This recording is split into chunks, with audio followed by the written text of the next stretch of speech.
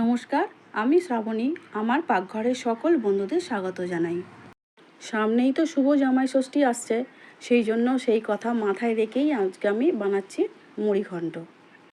2 cup চাল নেব, আর আমি মেপেই নেব, কারণ চাল অনুযায়ী তো আমাকে জলের ব্যবস্থাটা করতে হবে, না হলে আবার জল বেশি হয়ে যাবে। সেই জন্য চাল মেপেই নিচ্ছি। 2 কাপ চাল নিলাম, আর ভালো করে জল দিয়ে পরিষ্কার করে ধুয়ে 15 মিনিটের মতো জল ঝারিয়ে রেখে দেব। চাল খুব ভালো করে ধুয়ে পরিষ্কার করা হয়ে গেছে, আমি একটা সাইডে রেখে দিচ্ছি। এখন একটা মশলা আমি রেডি করে নিচ্ছি। 4টে শুকনো লঙ্কা, অল্প গোটা গরম মশলা, আর ধনে আর জিরে 1 চামচ করে। এবারে কড়াই বেশ কিছুটা তেল দিলাম, আর আমি এখানে একটা বড় আলুকে ছোট ছোট করে কেটে নিয়েছি। তোমরা চাইলে আলু নাও দিতে পারো, কিন্তু আলু দিলে বেশ খেতে ভালো লাগে। আলুটা খুব ভালো করে ভেজে নিচ্ছি। মুড়িঘণ্ট করব বলে আমি এখানে রুই মাছের মাথাই নিয়েছি, খুব ভালো করে কেটে ধুয়ে পরিষ্কার করাও আছে। আমি এবারে ভেজে নিচ্ছি। মাছের মুড়োগুলোকে খুব ভালো করে ভেজে নিতে হবে। মুড়োগুলো ভাজা একদম রেডি হয়ে গেছে। এবারে ওই তেলের মধ্যে 3টে বড় পেঁয়াজ কেটে রেখেছিলাম, সেই পেঁয়াজ কুচিগুলো তেলের মধ্যে দিয়ে দিচ্ছি। পেঁয়াজ কুচোগুলো একটু ভালো করে ভেজে নিচ্ছি।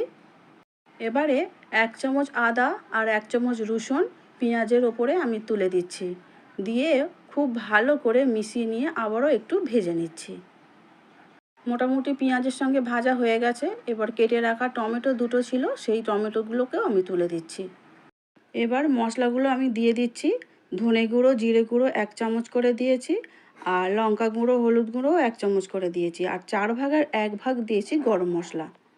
টমেটো মশলার সাথে মিশে গেছে, কষা খুব ভালো করে হয়ে গেছে। এবারে আমি ধুয়ে রাখা চালটা আস্তে আস্তে তুলে দিচ্ছি।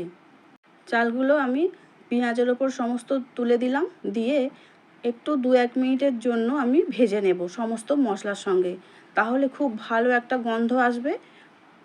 মোটামুটি 2 মিনিটের মতন চালগুলো মশলার সাথে ভাজা হয়ে গেছে। এবারে যে আলু ভেজে রেখেছিলাম, আলু ভাজাগুলোও তুলে দিচ্ছি। আলু তুলে দেওয়ার পরেও 1 মিনিটের মতন আমি নেড়ে নিচ্ছি। আর যে মশলা আমি ভেজে রেখেছিলাম, সেই মশলা গুঁড়ো করে অল্প একটু ওপর থেকে ছড়িয়ে দিলাম। এবার যে মুড়োগুলো আমি আগে ভেজে রেখেছিলাম, সেই মুড়োগুলোকে একটু ভেঙে নিয়েছি, চালের ওপরে তুলে দিচ্ছি। আবারও মুড়োগুলো চালের সাথে খুব ভালো করে 1 মিনিটের মতন মিশিয়ে নিয়েছি। এবার আমি পরিমাণ মতো নুন দিয়ে দিচ্ছি। এবার আমি জল দিয়ে দেব। 4 কাপ জল দেব। আমি 2 কাপ চাল নিয়েছি, সেই জন্য আমি 4 কাপ জল নেব। সমস্ত কিছু খুব ভালো করে মিশিয়ে নিয়েছি। এবারে চাপা দিয়ে 15 মিনিটের জন্য আমি একদম লো হিটে রান্নাটা করে নেব। হ্যাঁ, একটা কথা বলে রাখি, যদি জলের প্রয়োজন হয় তাহলে হাফ কাপ বাড়াতে পারো।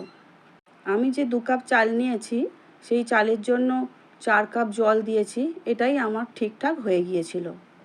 15 মিনিট পরে আবার খুব ভালো করে নেড়ে চেড়ে দিয়ে বাকি যে মশলা ছিল সেই মশলাগুলো দিয়ে দিলাম, আর 1 চামচ চিনি দিলাম, আর 2 চামচ ঘি ওপর থেকে ভালো করে ছড়িয়ে দিলাম, দিয়ে আবারও খুব ভালো করে নেড়ে চেড়ে ফের 15 মিনিটের জন্য আমি চাপা দিয়ে রান্নাটা হতে দেবো একদম লো হিটে।